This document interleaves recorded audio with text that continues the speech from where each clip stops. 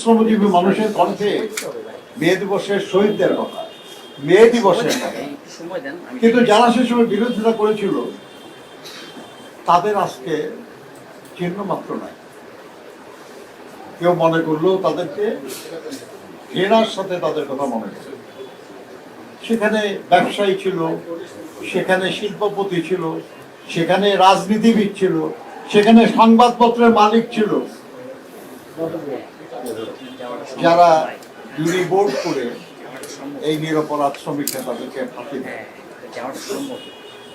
আপনার একজন শ্রমিক নেতা, তাকে উনি গ্রেপ্তার হয় নাই, কিন্তু যখন যারা গ্রেপ্তার হয়েছে তাদের বিচার শুরু হয়েছে, তখন সেই শ্রমিক নেতা নিজে আদালতে হাজির হয়ে বিচারকের সামনে দাঁড়িয়ে বলেছে, মাননীয় আদালত, আমার নিরপরাধ সাথীদের সাথে একই ভাগ্য বরণের জন্য আমি আপনার সামনে হাজির হয়েছি।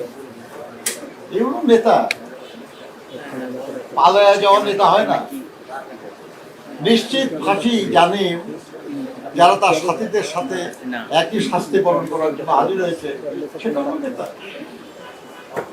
মে দিবস উদযাপন করি, অথচ আমাদের সহকর্মীদের জন্য আমরা ত্যাগ স্বীকার করতে রাজি হই না। মে দিবস উদযাপনের কোনো মানে অতখানি মুখে বল নিয়ে বলতে হবে আমরা যা বলছি এটা সঠিক, আমরা ভুল করি। ওটা বলতে না পারলে শ্রমিক আন্দোলনের কোনো অর্থ হয়। 1885 সালে সিদ্ধান্ত নিয়েছে শ্রমিক আন্দোলন যে আমরা 1886 সালের মে মাসের প্রথম দিনে আমরা গোটা উত্তর আমেরিকায় ধর্মঘট করব। একটা বছর ধরে তারা আন্দোলন গড়ে তুলেছে। ওই আন্দোলন চলাকালে কোনো জুতার কারখানার মালিক যদি 8 ঘন্টা দাবি মেনে নিয়েছে, তারা ওই জুতার নাম দিয়েছে 8 ঘন্টা। চুরুটের কারখানার মালিক মেনে নিয়েছে 8 ঘন্টা, ওই চুরুটের নাম 8 ঘন্টা চুরুট। এবং শ্রমিকরা ওই জুতা ছাড়া আর জুতা কিনতো না, শ্রমিকরা ওই চুরুট ছাড়া আর কোনো চুরুট কিনতো না। এটা হলো আন্দোলন গড়ে তোলা।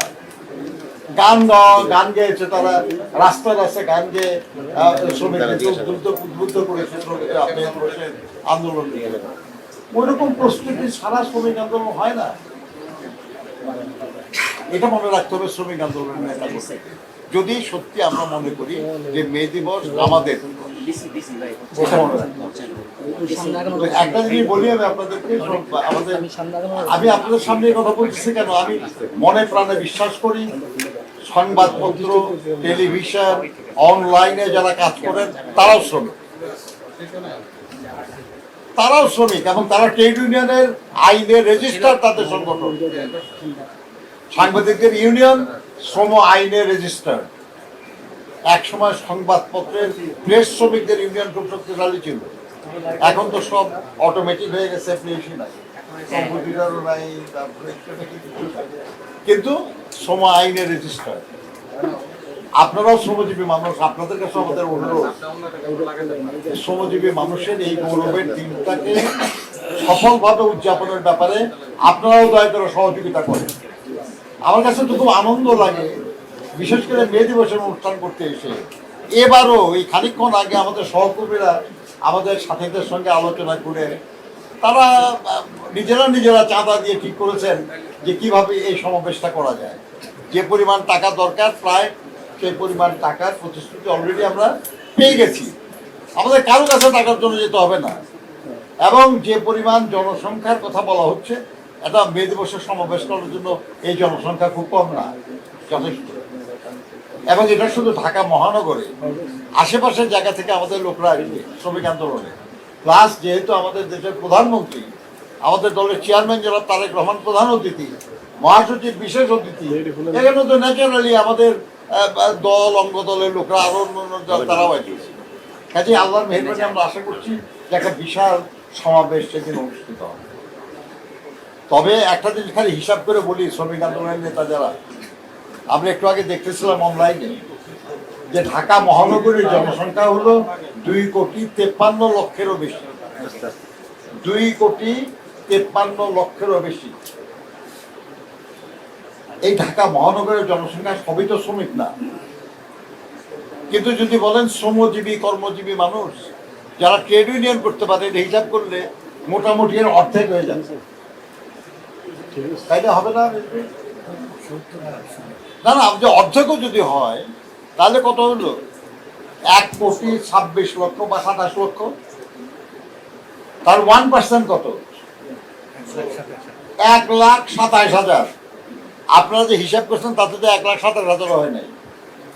তার মানে এই ঢাকা মহানগরীতে শ্রমজীবী কর্মজীবী যত মানুষ আছে তার শতকরা 1 ভাগও আমরা এখনো সংগঠিত করতে পারি। তারপরে আমাদের সামনে আরো কত কাজ, বলেন কত কাজ আরো আমাদের সামনে। আমরা যদি আরো 1% লোককে যদি শ্রমজীবী মানুষকে যদি সংগঠিত করতে পারি, 2.5 লক্ষ লোক হবে আমাদের। 5% সংগঠিত করতে পারলে প্রায় 7 লাখ লোক হবে আমাদের। ভাবতে পারেন কত সম্ভাবনা আমাদের সামনে। শ্রমিক আন্দোলনের সামনে সম্ভাবনা কত বেশি। আমি আপনাদের একজন মুরব্বী হিসাবে বলি, এই মে দিবস উপলক্ষে শপথ নেন যে যতজন শ্রমিক আমাদের আছে অন্তত আগামী 1 বছরে আমরা আরো ততজন শ্রমিককে সংগঠিত করব, এবং এরপরের মে দিবসে 2.5 লাখ লোক হবে শ্রমিক দলের পক্ষ থেকে। পারবেন কি মহানগরের প্রেসিডেন্ট সাহেব? আরেক প্রেসিডেন্ট কই, সুমন কই, কি পারা যাবে? কি পারা যাবে? শুধু মহানগরের প্রেসিডেন্ট সেক্রেটারিকে বললাম পসিবল। আর ওটা পারেন যদি তাহলেই মে দিবস উদযাপন। আপনি মে দিবস উদযাপন এটা মানুষটা ঠিক আছে। আলহামদুলিল্লাহ পয়সা থাকি কিনা তো আপনি জানেন না, কিন্তু যদি পয়সা থাকি তাহলে জন্য দেখে যেতে পারি। ঠিক আছে, ওকে।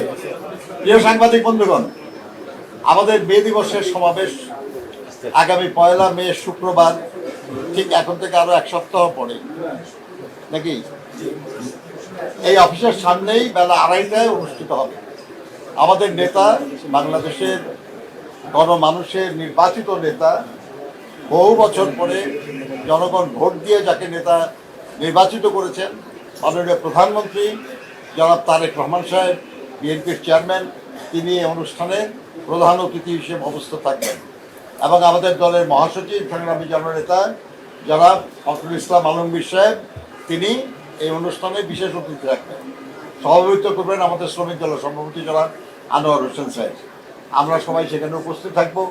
আমাদের দলে আরও নেতৃবৃন্দ উপস্থিত থাকবেন, সম্ভবত শ্রমমন্ত্রী সাহেবও উপস্থিত থাকবেন, এবং আরও যারা আমাদের নেতারা আছেন, বিভিন্ন সংগঠনের তারা থাকবেন। আমরা আপনাদের কাছে সহযোগিতা চাই, সংবাদ কর্মীদের কাছে, আমাদের সহকর্মী শ্রমিক হিসাবে আপনাদের কাছে সহযোগিতা চাই।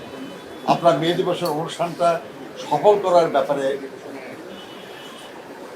এই বিষয়টা নিয়ে একটু প্রচার, এটাকে আমাদের সহযোগিতা করবে। প্রতিদিনই যদি একটু খবর থাকে যে আগামী 1 মে বেলা 2:30টায় বিএনপি অফিসের সামনে শ্রমিক দলের উদ্যোগে মে দিবসের সমাবেশ ভালো হয়। আপনারা চাইলেই পারবেন, কারণ আপনারাই তো যা দেন তাই তো ছাপা হয় নাকি। আপনারা তো যা ছাপান তাই আমরা পড়ি, যা ছাপান যা দেখান তাই আমরা দেখি, এর বাইরে তো আমরা পারি না কিছু নাকি।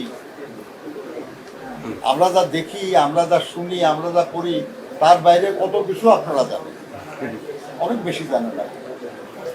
এবং আপনারা এই সাংবাদিকরা যারা শ্রমিক আন্দোলনে আসছে, আমরা কিন্তু তাদের সবাইকে খুব সম্মান করেছি। সিরাজ হোসেন খান সাহেব আমাদের ফেডারেশনের প্রেসিডেন্ট ছিলেন, নির্মল সেন সংযুক্ত শ্রমিক ফেডারেশনের জেনারেল সেক্রেটারি ছিলেন, এমনকি নিজামী বলে একজন আছে যে শ্রমিক কল্যাণ ফেডারেশনের সেক্রেটারি। আমরা বলতেছি যে যারাই সাংবাদিকরা শ্রমিক আন্দোলনে আসছে, আমরা তাদের সবাইকে মর্যাদা দিই। আপনারা একটু যুক্ত হন আমাদের কাছে, কারণ আপনাদের চেয়ে বেশি জানার লোক তো আমাদের মধ্যে নাই। আপনাদের কাছে 10,000 খবর আসে, তার মধ্যে 2,000 ছাপান, বাকি 8,000 আপনারা দেখেন, পরেন, ফালায় দেন, আমরা জানি না। আপনাদের কাছে কত ভিডিও আছে, আপনারা কি সব টিভিতে দেখান? দেখেন না, কিন্তু আপনারা দেখেন। অর্থাৎ আপনারা আমাদের অনেক বেশি জানেন। এই বেশি জানার লোকদের আমাদের দরকার না শ্রমিক আন্দোলনে? আসেন আমাদের সঙ্গে, আমরা একসাথে কাজ করি। আপনারা আমাদের কাছে আসার দরকার নেই, বলেন আমরা যাই আপনাদের কাছে, একসাথে কাজ করি। তা আপনাদেরকে অনেক অনেক ধন্যবাদ, আপনারা কষ্ট করেছেন, আপনারা আছেন উপস্থিত। আমরা অনুরোধ করবো যে প্রতিদিনই আমাদের নেতৃবৃন্দ এখানে কাজ করবে। আপনাদের কারো কোনো খবরের প্রয়োজন হলে আপনারা আসবেন, বসবেন তাদের সঙ্গে, পাবেন খবর। আর 1 মে তারিখের অগ্রিম দাওয়াত দিয়ে রাখলাম আপনাদের যে ওই দিন আপনারা আসবেন। আপনাদের জন্য আলাদা প্ল্যাটফর্ম করার চেষ্টা করবো আমরা, যেখানে আপনারা ছবি নিতে পারবেন বা আপনাদের অনেক ধন্যবাদ। আসসালামু আলাইকুম।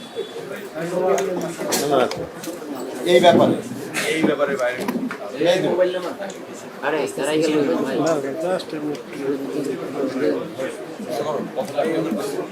সরকারি দল মানে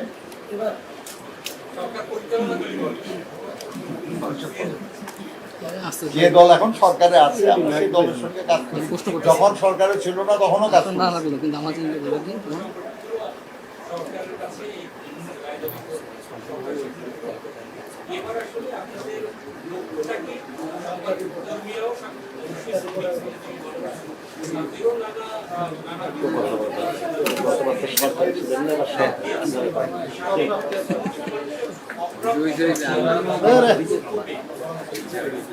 সব অপ্রাপ্তি তো একবারেই হবে না, সম্ভব না। এটা বললে পরে এটা বেশি বলা হবে।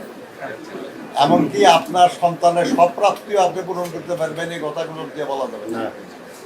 অথচ আমরা সন্তানকে তো অনেক বেশি ভালোবাসি, কিন্তু সব প্রাপ্তি তো আমরা পূরণ করতে পারি না।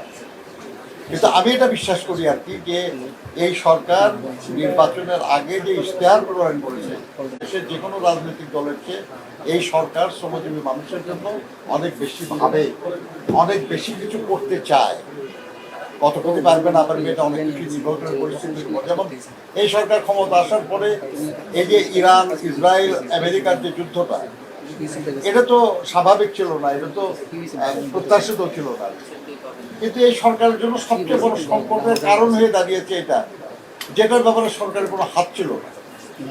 এটা আমাদের বিরোধী দল করে নাই, আমাদের দেশের জনগণও করে নাই।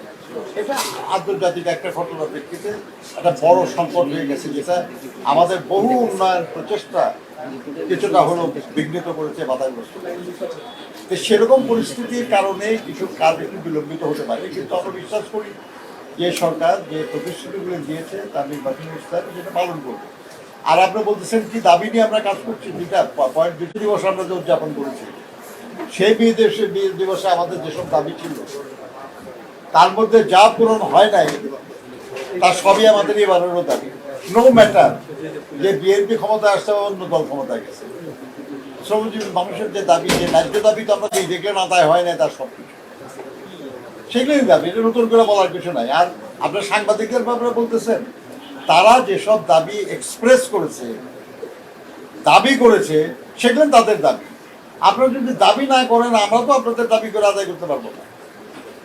আপনাদের সংগঠন কি দাবি করেছে সেটা হলো আপনাদের দাবি, এবং শ্রমিক আন্দোলনের জাতীয় সংগঠন হিসাবে আমরা আপনাদের ওই দাবিকে ধারণ করি।